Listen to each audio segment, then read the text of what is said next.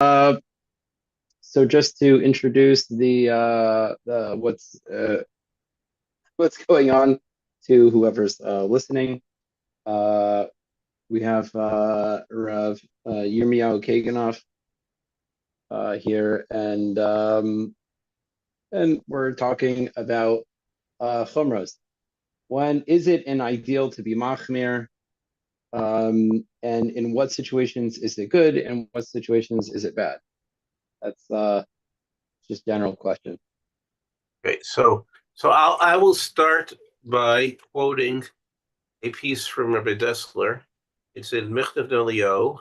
If I'm not mistaken, in the older editions, I don't know what the new editions did. It's, I believe, volume 3, page 294. And Hmm. I'm telling you that from memory, but I've used that quotation from Dessler numerous times. I've quoted him, countless times probably, that I've quoted him. Rabbi Dessler has a piece there about the place of Chumra, as he calls it. I Uh-huh. think he calls it Chumra. I don't think he calls it Hidur. I think he calls it Chumra. I'm not sure which term. He may use both terms there. I haven't seen it recently, but and he asks on what is its place in Yiddishkeit. Now, Rav Right. Dessler is, remember, the old among the ultimate Bali Musar. So you're getting this from a high level of Musar, without, right, as all good Gedolei Yisrael of any type are. He was a massive Talmud Chacham. Okay, he was on the Besdin of Reb Chaim Ozer. He was so he was definitely with the pedigree of a great Gadol, in addition to being a tremendous Baal Musar, and he was a Kelmer Baal Musar, which does show up through his writings. If you're familiar with the different schools of Musar, he was a Kelmer. Okay, now he is very opposed to the concept of any type of chumrah. Okay, he writes there that the only place for a chumrah is possibly to be machmir on something because of bittul Torah. I think that's about the only time that he says that there's any place for a chumrah. His Uh-huh. position on it is a very interesting Musar position on it. His position is basically, let's define, right? We have legal requirements, halach requirements of the Torah, and we have growth requirements. In other words, how should a person live his life? How should he grow and develop? And that's really what the area of humra or hidur fits into, more the latter than the former. And Rav Dessler points out that when somebody takes on a hidur or a chumra, he automatically begins to think about himself as superior to other human beings, or the Torah observing Jews. Okay, that itself is a disaster for his development as a Oved Hashem, for his development. He becomes a Baal guy, becomes an egoist in his doing mitzvahs, which is a contradiction in terms. You can't have a greater contradiction in terms, right?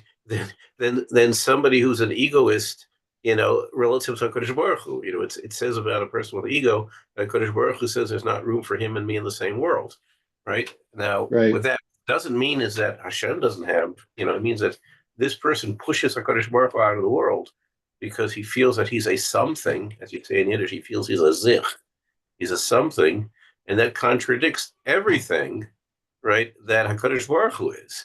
Hmm. So he says, by definition, anytime you have any type of ego affiliated with what you are, okay, then you are pushing HaKadosh Baruch Hu out of the world.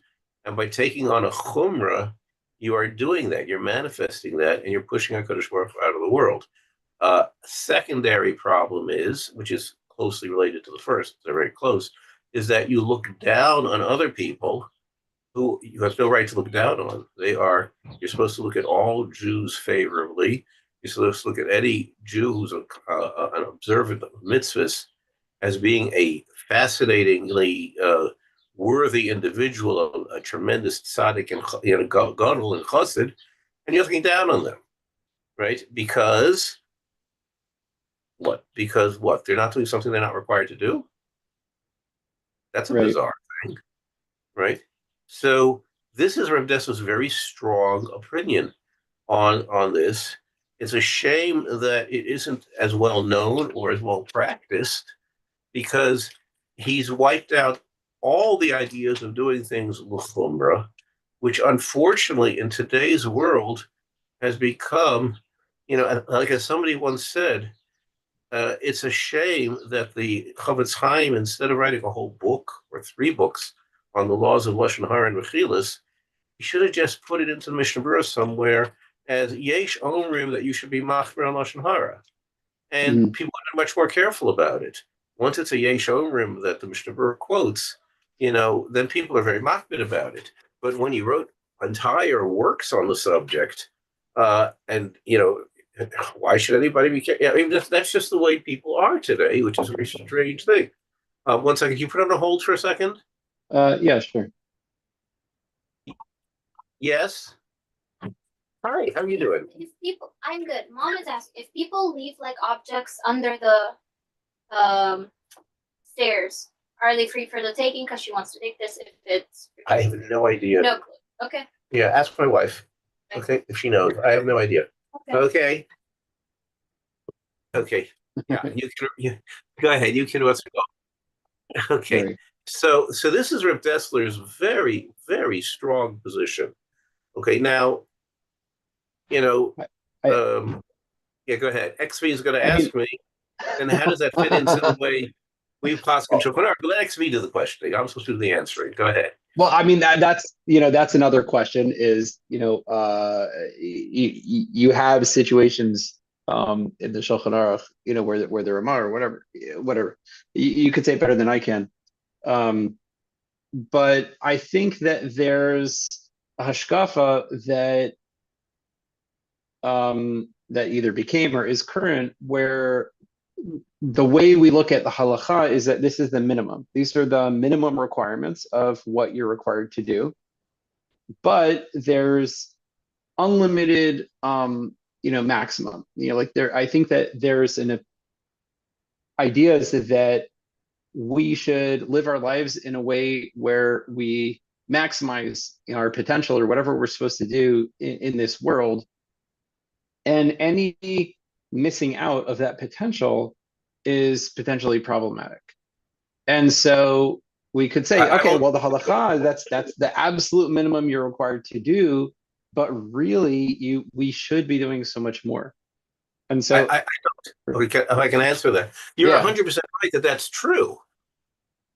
But does that manifest itself in being machmir in things that halacha doesn't mandate? Or does it manifest itself in things like how much chesed can I do for people? Mm-hmm. How much tzedakah can I do for people? Right? How much Torah can I learn? These are the areas. How good do I make other people feel about themselves? Right? Those are the areas in which it should manifest itself. Not in terms of finding, I found another shita to be machmir like. Mm-hmm. That's not what it's all about. That's not what Yiddishkeit is about. That's not what Yiddishkeit was ever about. And that's the approach that Rav Dessler is coming so strongly to fight.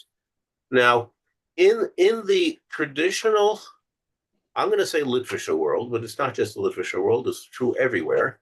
Mm-hmm. Okay? The approach was of those who were the great Gedolei Yisrael of previous generations and of the ones that I knew and met. If something is mutter, it's mutter. Okay? You're supposed to put your emphasis on things in doing things like I mentioned above. Can you do more tzedakah? Can you learn Torah with more people? Right? Can you do more chesed with more people? Those are the areas that you're supposed to be emphasizing as growth in Hiddur and Chumrah, not trying to find another Chumrah. So, for example, if something, I'll give you an example. I give you thousands of examples. Okay. I'll just randomly pick some off the top of my head. Okay. Of things that have become standardized Chumras. Okay. In today's world, okay, I would dare say that somebody who uses meat that was not koshered within 72 hours of shechita, right, would be considered a very big kal. Mm-hmm. Okay, not even though the halacha is in shach clearly that if you had meat and you didn't have a chance to kosher within 72 hours, Shulchan Aruch says clearly you can soak the meat and wait another 72 hours, right? And then there's discussion in poskim. Now, I had a personal shaila about this. Mm-hmm. Okay? When I first learned Yeridea, which I got in my smicha before we were married, which is itself pretty unusual in today's world. But I got my smicha before we were married. For the time we were married, I was makbid. I mean, there were places that we could have bought meat with very good hechsherim, right? That the meat was indeed washed down and then koshered within 72 hours. Mm-hmm. You know, it was. Let me back up for those who aren't familiar with it. There's a halacha that was a din from the time of the Gaonim that unless you kosher the meat, means you soak and salt the meat, you don't eat it. Within 72 hours of when the shechita took place, you don't eat it. Unless one of two options, either you broil the meat instead of salting it to get the blood out, or you soak it, okay, again, okay, you soak it, and then you can it starts the clock rolling over again. Okay, the idea was that the blood gets stuck into the meat and won't come out properly by salting it. Mm-hmm. Okay, that's a din in Hilchos Yeridei, Hilchos Melichos Siman Samach Tes, right, around Sif Tes or so. Okay, that halacha. Okay, now, now, I had become practiced not to be machber on meat that was soaked. Now, in today's world, it's not such a common shaila because in today's world, it has become pretty much standard practice within probably about the last 15 to 20 years. It's become standard practice that meat is koshered at the point at which it is shechted. Mm-hmm. Okay, now, there's history behind this. That was done in the old days, and the old days doesn't go back that far, okay? In Eastern Europe, it was unheard of for a butcher to kosher meat. Okay, the housewife koshered the meat. Okay, Right. it was always standardly done. The housewife koshered the meat. People would buy a live chicken. They would bring it to a sheichet. In America, also, it was that way. When poultry plants became common, it became standardized that in all poultry plants, goes back a long time already in the poultry industry, that they koshered the meat on site. Okay, so virtually every poultry plant that I know of, going back, I'm going to say at least probably 50 years or more. Okay, both in Israel and in America, the chicken was koshered on site. It was not koshered at home. It wasn't koshered Mm-hmm. by the butcher. It became a new idea that the butcher only sold meat that had been koshered already, soaked and salted already. Right. That wasn't standard, but in the more or less by the time I remember things going back as a little kid, any reasonably accepted hechsher, right, koshered the meat at the butcher shop level. Okay, Mm-hmm. it was no longer the housewife's responsibility. Okay, now when I came to Buffalo, by the way, that wasn't the case. The butcher shops did not kosher the meat; they left it for the housewife to kosher the meat. And one of the things that when I started giving the hechsher at our VOD in Buffalo was that we told the butchers that they wanted them to kosher all their meat. Okay, obviously, if somebody had a specific reason why they wanted to kosher the meat themselves, it wouldn't have stopped it. But the butcher shop would kosher the meat, and that was one things that the butchers didn't want to do. But when the butchers realized it was worthwhile for business to do so, that was one of the things that they began doing. And all the butcher shops that were under our hechsher started koshering the meat at the butcher shop level. Mm-hmm. Okay, because at the shechita level, it wasn't done. Mm-hmm. Today, this is rarely in the big beef packing plants, both in the States and in Latin America and in Poland, the meat, I believe, is almost always koshered in plant today. But that's a very new innovation. Okay? Mm-hmm. Now, when I became the Rav in Buffalo, we started the Vada Kashrus, the meat was going to be koshered at the butcher shop level, not at the plant. It's at the meat packing plant. It's no big deal to kosher it within 72 hours. You set up your schedule. You shech the meat and kosher it. When the meat is being shipped from a shechita to a meat packing, to a butcher, which was the case in the old days in Israel when they used to freeze the meat and kosher it after they defrosted it, Mm-hmm. which was a very, right? Or in the States, they would shech the meat in the Midwest, pack it onto first trains and then later train cars and later on onto trucks. They would hose the meat shortly before it left its starting point. It would often require being hosed in transit, right? And there was I knew a Rav whose parnasa was to the effect he had been a Rav in Buffalo before my day. When I came, he had left Buffalo and he had also passed on by that time. Big Talmud Chacham, big Gadol. His parnasa came from when the trains came in with the meat through Buffalo on their way from the Midwestern meatpacking plants to the New York area. Okay, he would hose down the meat himself. That was his parnasa. Okay, he would go down to the meatpacking plants, hose down the meat, and he would get paid, I guess, I'm not sure who paid him even. Well, somebody paid him, obviously, to make sure that the meat was kosher on arrival. Sorry? Wait, and that was to keep the 72 hours Yeah. still going? Okay. So Yeah. so these are In other words, refrigerated trucks, but not frozen or they were not. or They could have. They were refrigerated. They could have been refrigerated trucks. I don't even if they were in those days. uh-huh. But whether they were refrigerated or not, it doesn't affect the fact that the meat is going to be non-kosherable if it goes 72 hours without being washed. So Right. you take the hose and you hose it down. That was pretty standard. Okay. Now, when I took over the hechsher, we started giving the hechsher to butcher shops in Buffalo. The meat was shechted. Sometimes we showed based on shlitas. Let's say the main one we had was in Ohio, but we got meat in from all sorts of other places at different times. Okay. And the meat would usually be hosed at the time that it was leaving its place. Before they left the Beis Shlita, it would be hosed down. And there would be a letter attached to the meat delivery that the trucker would take with him, which said on it that the meat had been last hosed by whoever it was, right? And where and when it had been hosed, assigned by a mashgiach, a rav, somebody, and that would be delivered with the meat. We'd get a delivery of the meat with a letter saying when it had last been hosed.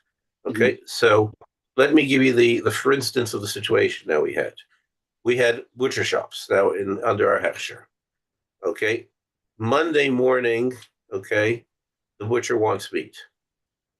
Okay, when was that meat shechted? I guess Thursday. I don't know. Well, if it was shechted Thursday, then it's already past 3 days by the time you got it. Right. Okay. Okay. Well, let's say it was shechted Thursday. Okay. When was it shipped out? It was shipped out, let's say, on Friday afternoon, let's say. Right. It goes down the meat. Okay. Now the butcher gets it on Monday. Right. So it's already 72 hours since it was shechted, Right. but it's less than 78 hours from the last time it was hosed. Right. Right? So Monday morning you get meat in, and Monday morning was the main time the meat arrived. Butcher wants to use up all his meat before the Friday Shabbos. Right. Sunday closed day in the States, so nobody's open from Sunday. So Monday morning the butcher opens up, he gets his meat delivery, and and now prior to our doing this, the butchers would get the meat in, and they would whatever they did to wash it down, and then they would kosher it. They just keep washing it down every 3 days. They would wash down whatever meat they had in the place and sell it as that way. And the person at home would kosher it. Right. Okay. Now we're insisting he kosher all his meat, but we're not going to. Right? So I had the question was at the time was I'd been machmer on this, and I told her not to Greenblatt. I asked him, what should we do? We now have butcher shops, but this is going to be we're not going to get meat in within 72 hours of the shlita. I'm just wondering what was your relationship with Rav Greenblatt? Rav Nata Green. There's two Rav Greenblatts, so we have to keep them sorted out. Rav Nata, there's two famous ones. I knew both of them very well. Rav Nata Greenblatt was technically Rav Nata was the uncle, Rav Ephraim was his nephew. But Rav Ephraim, who was younger than Rav Nata by about, I'm going to say about 7 or 8 years, predeceased his uncle by many years, and so retired from working life many years before that. He had a very, very weak heart, Rav Ephraim. So both of them were Rabbanim, both of them had been sheikhtim at one point, both of them were big poskim, but Rav Nata was Ephraim is better known in today's world because he wrote up a bunch of svarim called Rivavos Ephraim. That's better known. But in their era, Rav Nata was known as the big posek, Uh-huh. right? And Rav Ephraim was, by people who wrote Svarim, Rav Ephraim was very famous. Read Svarim. The people who knew Psak in America, Rav Nata, who, as far as I know, never read a sefer in his life, was better known as as Rav Nata Greenblatt. So a biography recently was put out it's called Rav Nata. I'm quoted in that biography in a few places with stories that I knew of Rav Nata. Uh-huh. What was my relationship with Rav Nata? I knew him from. I actually knew him from the times he used to visit Baltimore, where he had sons in yeshiva. I both Rav Nata and Ephraim had sons in yeshiva who were a little bit younger than I am, who were in yeshiva at the same time I was. Okay, they both were Rabbanim in Memphis, Tennessee. Rav Nata had gone there first, and then he brought his nephew in, Rav Ephraim, to join him, and to make life even more interesting, both of their wives' names were Miriam. So, okay, that just makes things more curious about it. Okay, now, when I was in Buffalo, okay, Rav Nata at the time, among his many different things he was doing, was that he was in charge of all OU wine productions in the United States. Oh, okay. He was overseeing all their wine production. Okay, Western New York, where Buffalo is located, is a huge grape growing area, and there were wineries all over the place. I had seen many wineries in the Western New York area of all types. Mm-hmm. Very kosher, not very kosher, and just regular wineries that I had dropped in at different times just for, I passed by and said, oh, let me go see what they're doing here, just for my own curiosity. Uh-huh. So I was very, very familiar with the winery business. Okay, I was very familiar with how to do kosher wine and kosher grape juice, and I had taken care of the hechsherim on kosher wine on several occasions. Mm-hmm. Okay, as a matter of fact, I was at one point offered to take care of kosher wine productions overseas. None of them ever came to my transition, what's in that transition? Never came out in practice. It never happened. Mm-hmm. But there was one time that Kafka negotiated with me about taking care of a wine production in Spain. There was other times, I just don't remember details anymore, but I was involved in conversations about wine productions in other countries. Okay. And I never ended up taking care of any wine productions outside the Western New York area. Mm-hmm. But I was very familiar with them, and I've seen them, and I've been gone to check them. That's a different story. Rav Nata used to come in for the OU. I knew that, and I met him, and I spent time with him, and then I arranged that when we needed Gittin in Buffalo, because there was nobody taking care of Gittin in Buffalo, Mm-hmm. People were being told if they wanted an Orthodox get, they had to go to Toronto. And there were a couple of conservative rabbis who were doing Jewish divorce law rules, doing Jewish divorces, none of which were at all kosher by anybody's definition, nothing to do with conservative or Orthodox. Yeah. They didn't know the slightest thing about the laws of how Gittin have to be done, and that wasn't stopping them from doing things. So there was a professor at JTS at the time who was making an absolute bundle because he was a professor at JTS. I don't know what that paid or not, but every one of his students who became a preacher teacher anywhere, when they needed a Jewish divorce, I don't want to call it a get, they would contact him. He would take $200 he would send them a form, which they would fill out, send to him. He would write them the Jewish divorce in his office and send it back to them to deliver with instructions how to deliver it. Now, if you've ever learned Hilchos Gittin, the slightest, you realize this has absolutely nothing at all to do with how a get has to be done. Right. There was no tzivui abal at all. There was no minui shli. The whole thing was a gelechter, is the best way to say it in Yiddish. It was a joke. This professor, though, did it because he was making a lot of money on it.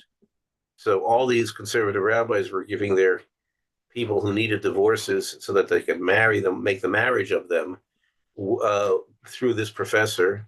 And if he had 100 students out there and each one of them sent him 10 a year, right, and he was making $200 per divorce, you can run the figures how much he was making per year, right, on this side item he was doing that he probably did before he went to bed at night a little bit. And I mean, and was deluding people to think that they had a Jewish divorce when they didn't. That's a side. I mean, I guess an additional tragic component is that it sounds like with a budget like that, he probably could have made it kosher. Oh, he could have made it kosher without Right. any trouble. It would have Yeah. been very easy for him to make it kosher. If he had Yeah. done it in today's world with Zooms, he would have no trouble making it kosher. Right. But even in those days, he could have done a much better job at making it more kosher had he had the slightest interest. Right? He certainly didn't have the slightest interest in it. Okay, it's a travesty. It was a real travesty. Now, Right. anyway, so I got Rav Back to Nutta to salting do meat. I Yes. got Rav Nutta to do Gittin. Okay, Yes. and then Rav Nutta told me, you don't Uh-huh. have to just schedule Gittin because I'm coming in for the OU. He said, just arrange 2 Gittin and then call me when you have 2 Gittin lined up, and I will put you into my schedule. Oh, okay. And then what I would do is someone would tell me they want to get, I get a call from somebody they need to get, whatever it might be, or found out about it, whatever it was. And I would write it down, all the information. They got the second one. Okay. I would call Rav Nutta and I would tell them, okay, Rav Nutta, we have 2 Gittin. Okay. And Rav Nutta was a tzaddik gomer. He told me how much to charge for the Gittin. And I know that at times the money went to him. I know at times it didn't even pay for his airfare. Huh. I can tell you that. It certainly didn't pay for his time. Okay. And it certainly didn't pay for his tircha. He was his personal, schlepping around like that. And I would call the second time, then he would call me and he would tell me, okay, I'm coming in on a flight from Charlotte, North Carolina on Wednesday at 3:15. And, and I would be there at the airport to meet him. And I would set up the Gittin, which included not only having the husband there and the wife there, I had to make sure that there were 8 of there, right? And sometimes if the husband was there and the wife wasn't going to be there, or some situations like that, we had to have people around to create some type of a bezdin for the other things that we need for the shlichus and stuff like that. Right. Okay. And I had to arrange for people to be there at each of these things at the time that was available. Right. And that was my mitzvah, right? Which I have a written record of every get that I took care of while we were in Buffalo. Every one. Okay, with all the halachic details of any interesting shilas that came up.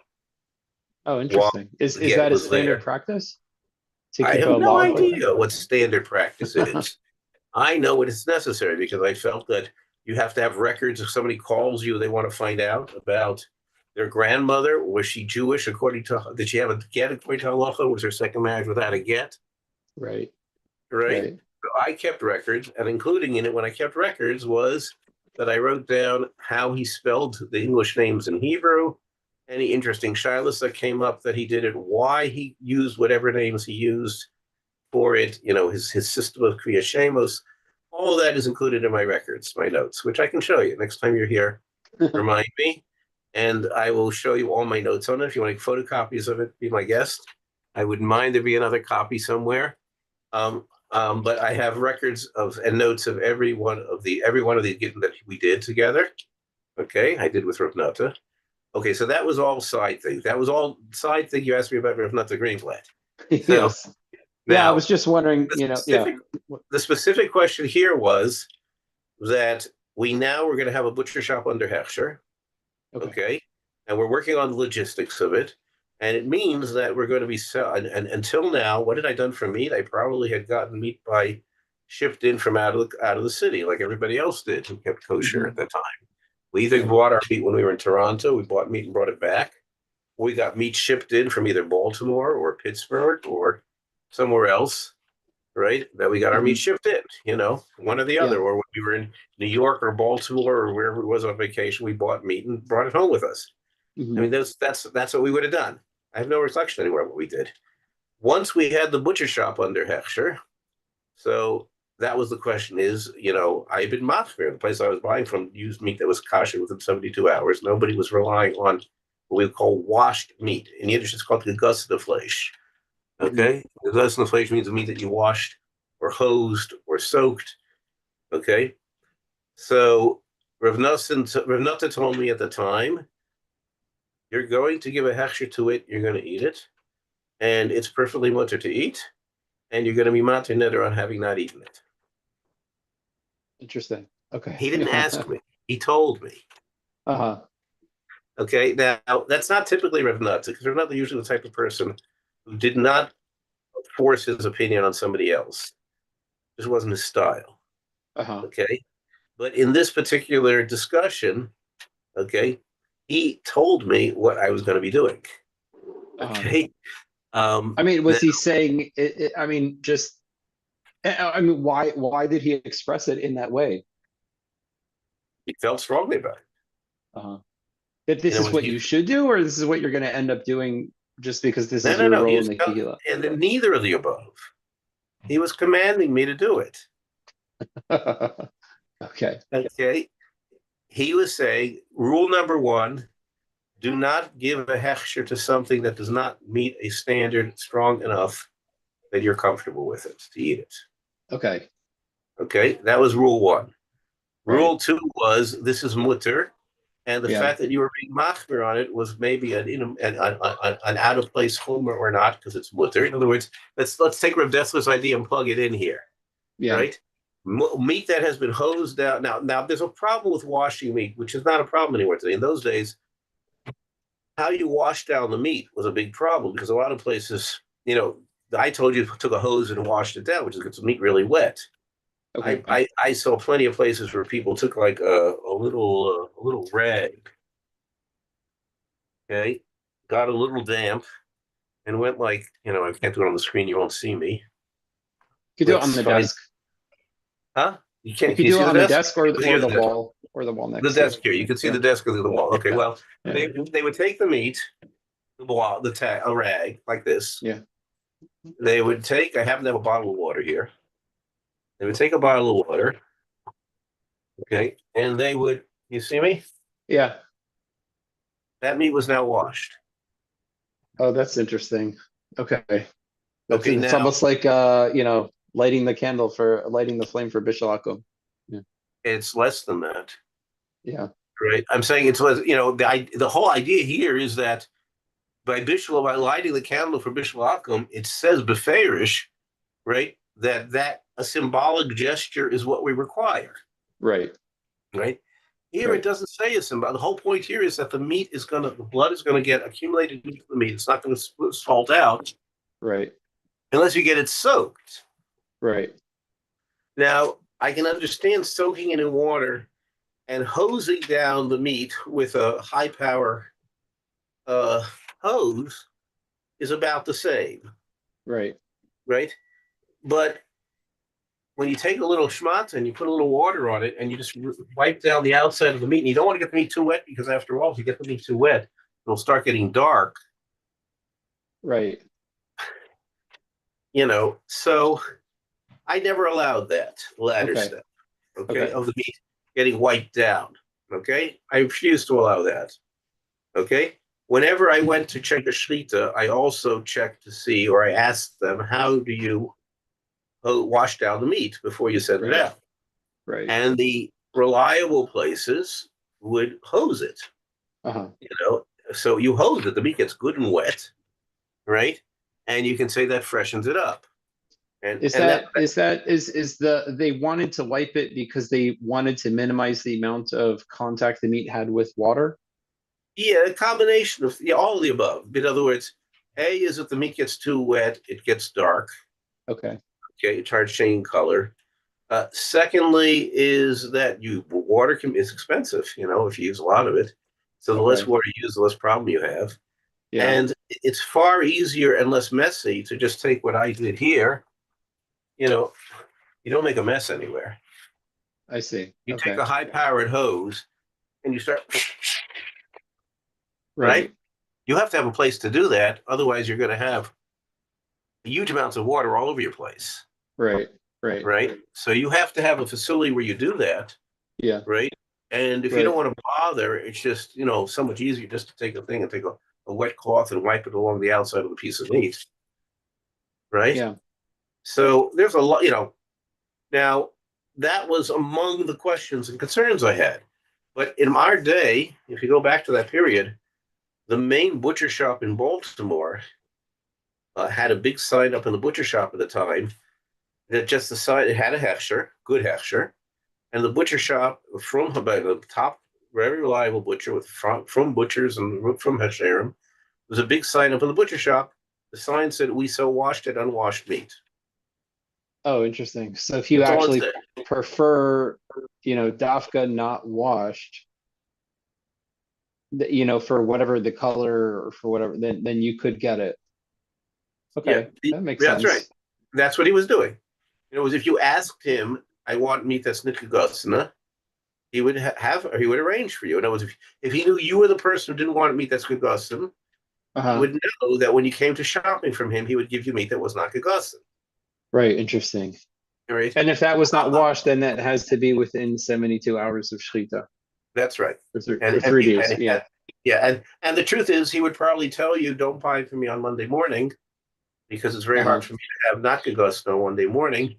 Buy Right. from me later in the week, right? And a Tuesday or Wednesday, or Wednesday or Thursday, and I'll have meat that was shechted on Monday that I got on Tuesday."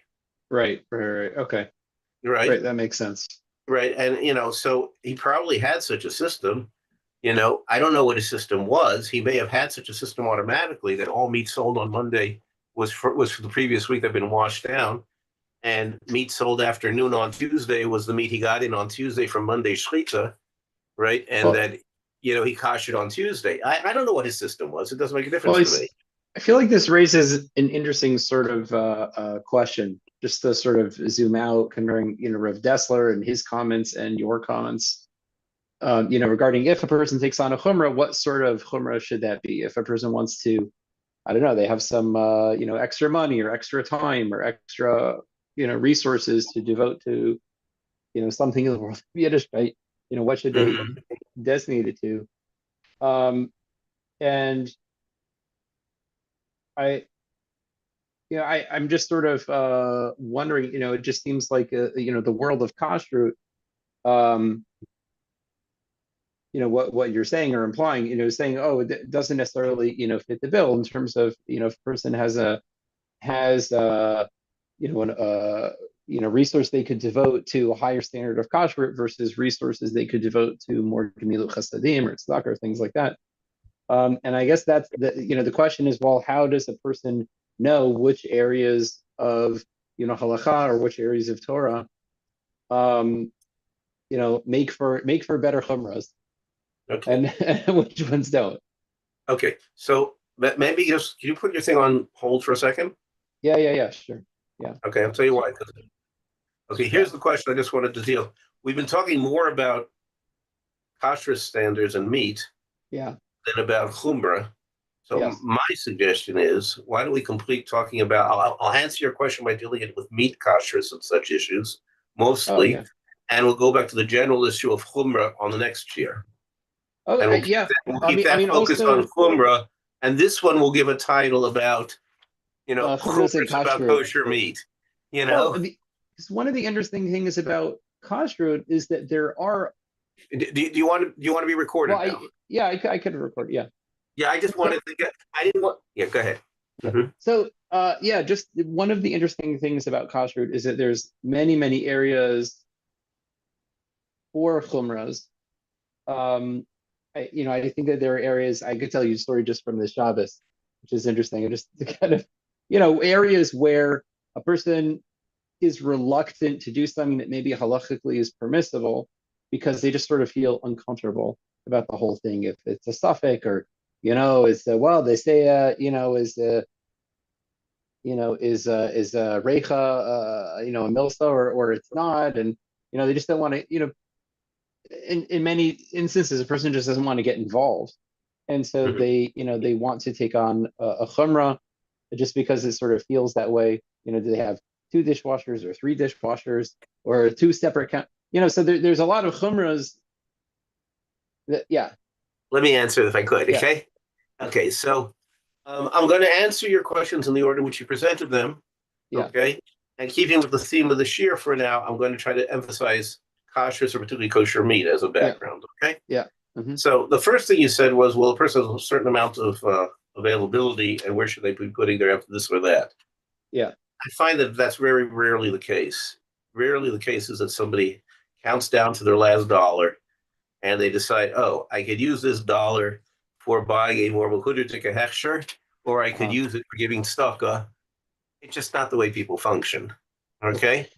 Okay, Yeah. so I think it's not a trade-off of this versus that. Mhm. Okay? Now, I will talk about things that are not necessarily chumras, right? And then we'll talk about chumras, okay? So let me give you a few examples. Like, let's say glot versus non-glot, okay? Mhm. In today's world, more or less, if you're not glot, people look at you as treif, okay? Right. Now, my bubby, who you know of, okay? Okay, Yeah. since right. So you've heard of her. She was a European granddaughter, daughter, and wife of Rabbanim in the city where she was. She had spent her entire life in Rabbanish houses. Okay, Mhm. she knew all about what Rabbanim do in their houses. Okay, and she had been trained that way from when she was a little girl that she was going to be a Rebbitzin one day of a Rav. Right, I'm sure that was part of her education. Okay, she used to hate things like lot kosher. Now, she was Okay. correct in the fact that in Eastern Europe, lot kosher was unheard of. Mhm. And the reason was that you needed kosher meat, right? The local butcher shop bought a cow, Mhm. okay? He had the sheikhet shech the cow. Yeah. And if it was not kosher, he had, whether his family would eat or the whole town wouldn't eat, Mhm. right? And there were Rabbanim who said, and I believe it's true, right, that the worst beef hechsher in North America was probably better than the best meat you could ever get in Eastern Europe. Okay. It probably is true almost without exaggeration. I mean, there could be extreme situations, and I've seen extreme situations, right? But as a rule of thumb, that's probably true. Mhm. And so, on the other hand, okay, today, since in those days, the meat was whatever you could get locally, nearby, right? Number one, meat was not shippable. Nobody shipped meat anywhere, right? Mhm. You didn't ship much of anything. Number one. Number two is there was a tremendous amount of poverty.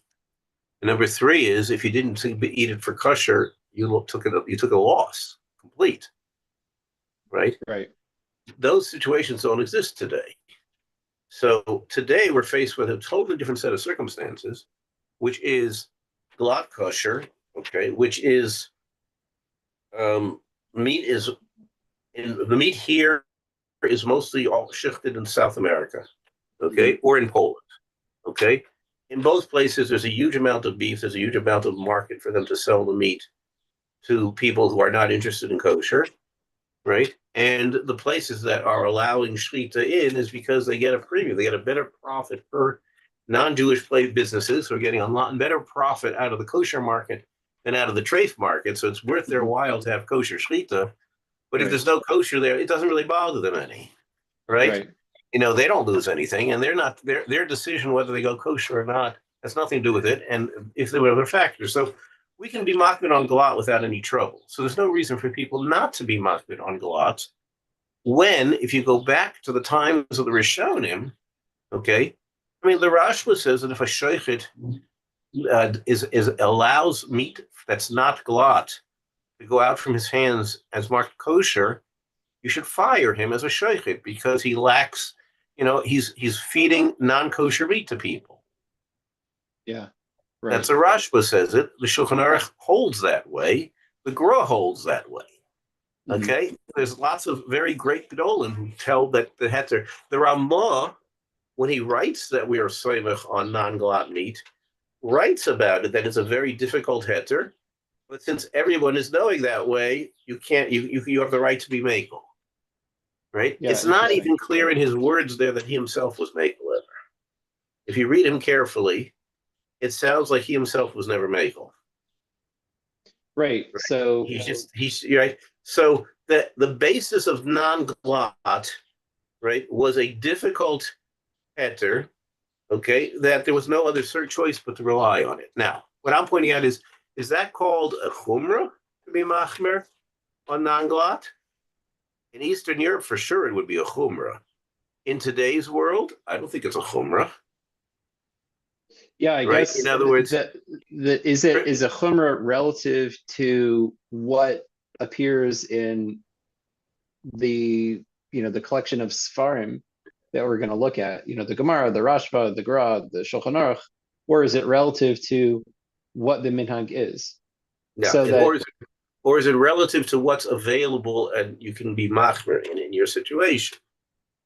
right. And the answer is yes on all of the Okay. things we said. Okay, now Uh-huh. now here's where it becomes a little more interesting. In other words, even if Dessler, who said you shouldn't be machmer on things that are chumrous, I believe that he would have held somebody who came to him today in the current world and asked him if you should be machmer on glatt kosher. He would say, "Why not?" You know. Right. Well, Now, well, here's let's what I want say, to point yeah. out. Here's what I want to point out, okay? Mhm. Because this is where it becomes very important, okay? Yeah. I, as far as I'm aware, have only eaten glatt kosher as far as I'm aware. I'm not aware Mhm. of ever not eating glatt kosher in my life, okay? Mhm. Could be not, but I'm not aware of it that I remember, okay? Now, when I went looking at shlitas, which I used to do extensively, okay, I always preferred, and to this day I prefer, a shlita that has glatt and non-glatt. In other words, the hechsher Okay. has meat that they send out as glatt, meat they sell as non-glatt kosher, Okay. over and above a shechita that says everything is either glatt or we don't mark it as kosher at all. Right. Why? Why? Because every time I've seen a shechita that has either glatt or non-kosher, they water down slightly their definition of glatt. Right. They allow things that they call, oh, that's glatt, when it really, it's kosher. It's certainly And, kosher for Ashkenazim. I'm not telling you whether it's kosher for Sephardim who don't have the heter of non-glatt altogether, but it's definitely kosher, but don't call it glatt. Now, I will share with you that a Choshev Rav I knew, and I don't mind saying who it is, but I don't think it's necessary for our purposes in this interview, right? He had his own Shlita Hechsher, mhm. which he refused to call glatt. Interesting. Okay. Okay. Now, he called it mufchar, I think. He made it up, word it up. And then the Okay. OU came and gave a hechsher to his meatpacking plant, and the OU called it glatt. Oh, well, okay. Okay. Because they said, well, your standard that you're calling mufchar, we call glatt. We said, well, I don't Okay. call it glatt because what I'm allowing, I think is not technically speaking glatt.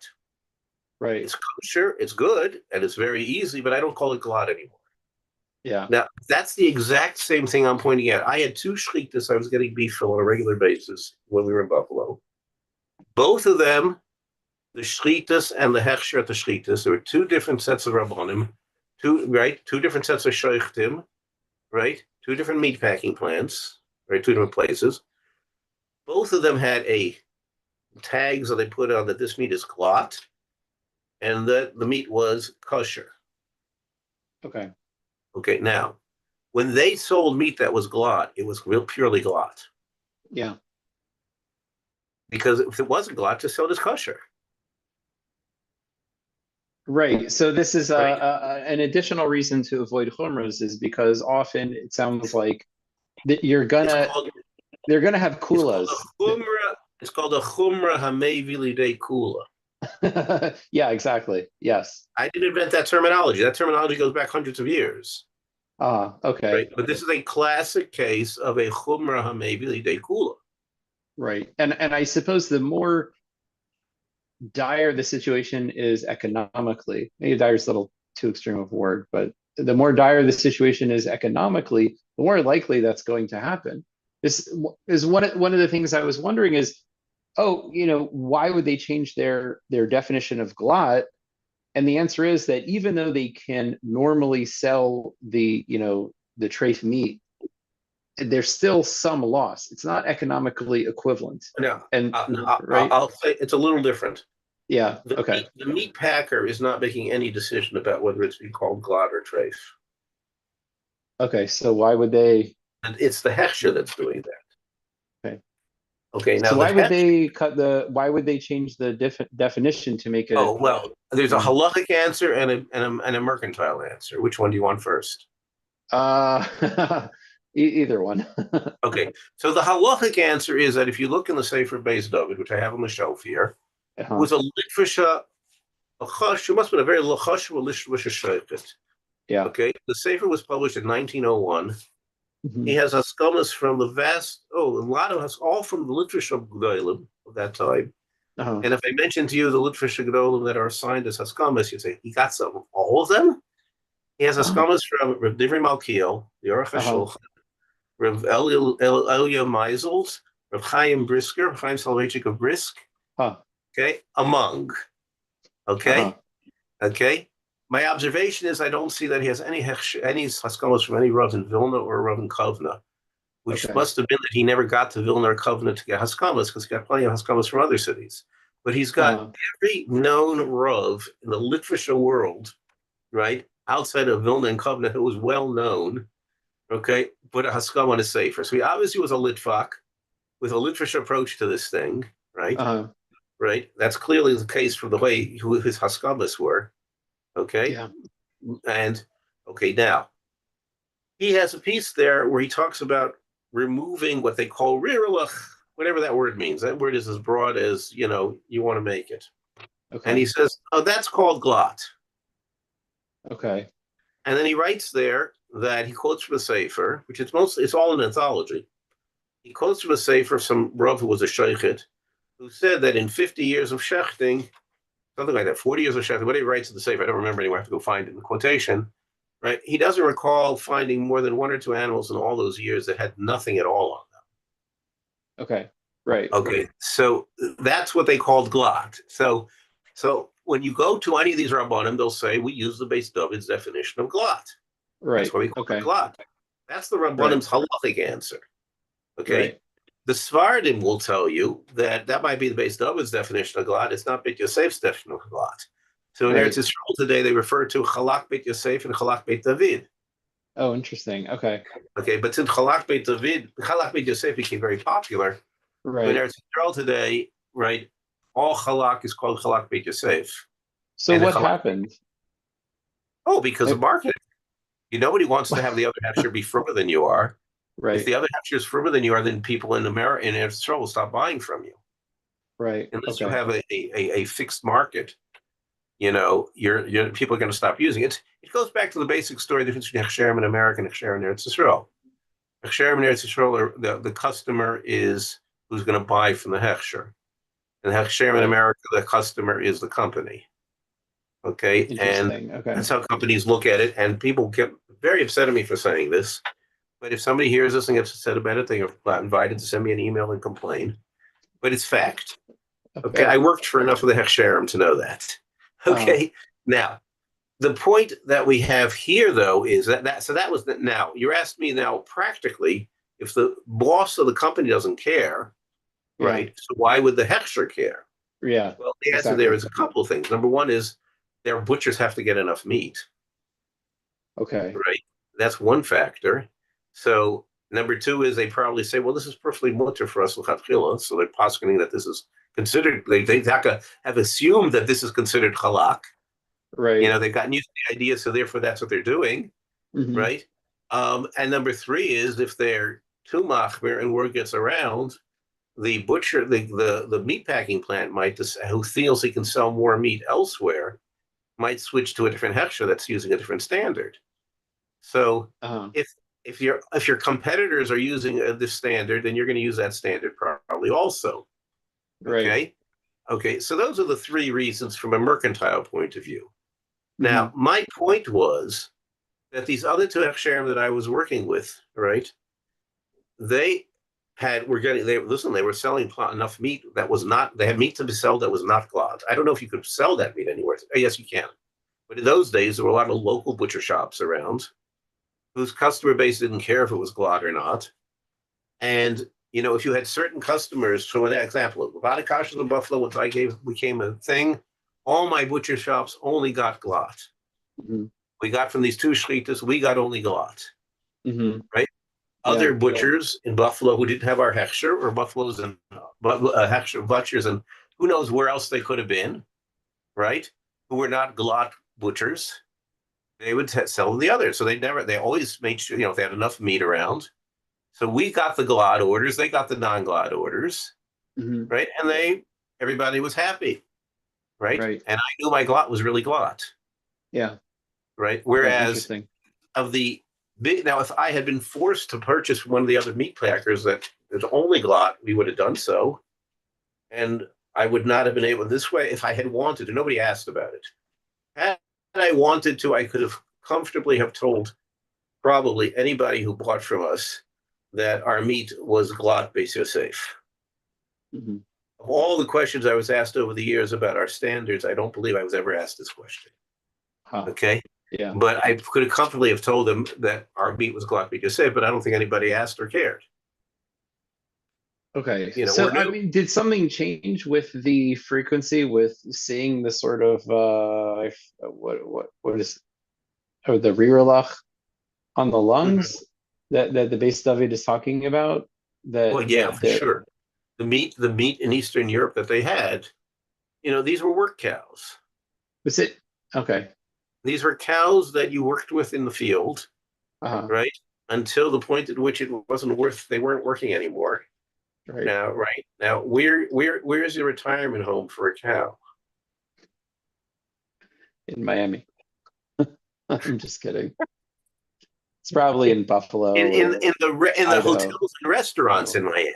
yes. Right? Okay, Yes. so now that's not what you shecht today, right? Today you shecht young steers or young heifers, right? They're much healthier, right? You don't have nearly as much. Now, there is a thing in the meat industry called bull beef. Okay. Okay. Bull beef it's meat that's not going to be sold for steaks and roasts. Okay. It's going to be used for salami and hot dogs. Okay. Okay. Now, that meat, of course, has a much higher trafe percentage because, for the most part, that's usually retired dairy cows. Okay. Okay, they don't. They actually skin it completely differently. With when they after they shecht it. Okay, and after it's checked whether it's kosher or not, in the meat packing plant, they don't cut it up like they cut up others which can then be used for roasts and steaks and stuff. They just Interesting. they just take out all the bone and just give the whole piece as such and sell the whole piece of meat with the bones Uh-huh. removed, just as is. Interesting. Huh. And then they sell it to a deli factory. Okay, if it's kosher, it goes to a kosher deli factory. If it's treif, it goes to a treif deli factory. If it's Uh-huh. glot, and I'm sure there must be still non-glot kosher deli. I know there are, right? But that's how they would sell it in those days. If it was, if you had a place that had glot and non-glot and treif, right? So there was a deli company at that time. I don't know if they're open anymore. I don't think they are. There was a deli company in Baltimore, right, that had glot deli and non-glot deli. Mm-hmm. They had two different labels. And one label was their label for their glot kosher. And they had another label with a different product, a company name for their kosher non-glot. Mm-hmm. Right. And they had their own little shlitas. I remember seeing their shlitas. They had, small little shlitas in which they would, their retired dairy cows would be purchased, and they would, shecht them. Right. And they would be marked either glot, or kosher or treif. I didn't buy from that because, first of all, we were in Buffalo, not in Baltimore, and we didn't have any deli shops looking to make deli, right? We had butcher shops, right? Different industry, Yeah. right? So I didn't buy from them, but I would have gladly bought from them because I knew the shaykhs, I knew the operations there. I'd seen them, right? And I was, Is there a point to not adopting a chumrah, even if the current, economic situation, let's say with now, the way we have the Beis Shchita set up, it's, industrialized and they shecht the young cows and they say that. Is there a point to not being machmir, even though we could, just so that the Masorah is not lost? I would put it differently, but I agree with Yeah. you. In other words, today, we don't have to worry about Augusta Fleisch. It's hardly an issue. Right. You can be easily machmir almost anywhere that you're going to be, that you know of, that you're going to be living. You can be machmir on glad kosher, Right. right? So why not be machmir on these things? But who says you have to be makabel it, Okay. You say makabel right? as like a neder or something, or Yeah, what do you that's mean? right. All That's right. right. As a kabbalah. In other words, who You says you have to probably do that? shouldn't, right? Don't do it. You're not supposed to do that anyway. That's right. Yeah. In other words, a parallel would be, right? Somebody who decides, well, I'm living in New York City, or I'm Mhm. living in Baltimore, I'm living in Detroit, I'm living in Chicago, Right. and there's plenty of Chol Yisrael available here. Right. So I'm going to be machmir on Chol Yisrael while it's available. Right. But I fully well know that there are times that I'm going to be traveling, or there's times where I'm asked to travel to places, okay? And when I travel to these places, right, I don't want to be held machmir on it. I want to follow the heterim that standard milk in a modern setting is not a problem of chol vacuum. Hmm. That's a perfectly legitimate approach, right? Right. Which is that when I'm at somebody's house who doesn't keep Chol Yisrael, I don't want to show them that I'm a very from guy, a super from guy. So therefore, I'll use the milk in the house and I'll use the dairy Hmm. product in the house, right? And when I am not right in where it's available and I'm or in my hometown, I'll be machmir. There's a very legitimate way of doing things. Yeah. And, Okay. I'll just give you an Interesting. example. I have never ever been machmir on cheeses, right, that are kosher because of Venus Akum, hard cheese, Okay. let's say, to be machmir on Chol Yisrael cheese. Okay. Okay, now I don't even know if in Eretz Yisrael you can get such a product. I don't believe you can. Where it's chalav stam, but then the cheese making was done with with Gemilas Yisrael. proper Yeah. hechsher. Okay. In the United Interesting. States, last I knew, and I believe it's still true, right, there were plenty of such cheeses around with very Hmm. good hechsherim, right, that were not Chol Yisrael cheese. Okay. Okay, Interesting. Okay. okay, but I was never, now I don't believe I probably have not had non-Chol Yisrael kosher cheese, right, for a long time without realizing it. Right. Because I don't pay attention to it. If it's got a good Right. hechsher on it, it's a hechsher that I know I would be comfortable with relying on them for the cheese production. Let's say the OU. Right. I'd be perfectly comfortable with using the OU, right, on American cheese or Munster cheese or Swiss cheese or any of this. I know what they do there. They're very careful. I happen to agree with their standards there.